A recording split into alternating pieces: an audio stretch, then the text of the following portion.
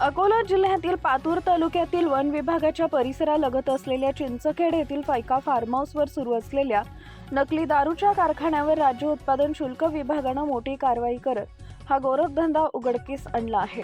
या कारवाईमुळे अवैध दारू व्यावसायिकांमध्ये एकच खळबळ उडाली आहे। राज्य उत्पादन शुल्क विभागाला मिळालेल्या गोपनीय माहितीच्या आधारे अधीक्षक सीमा झवरे यांच्या मार्गदर्शनाखाली त्यांच्या पथकानं सोमवारी सायंकाळी अचानक छापा टाकला।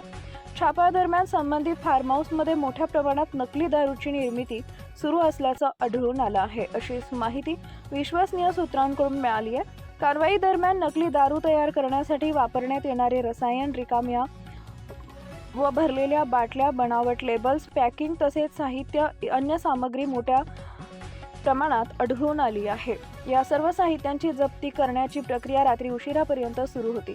प्राथमिक अंदाजानुसार कोट्यावधी रुपयांचे साहित्य जप्त करण्यात आल्याची माहिती आहे। दरम्यान संबंधित फार्म हाऊस कोणाच्या मालकीचा आहे, हा अवैध व्यवसाय नेमका कोण चालवत होता याबाबत अधिकृत माहिती अद्याप समोर आलेली नाही।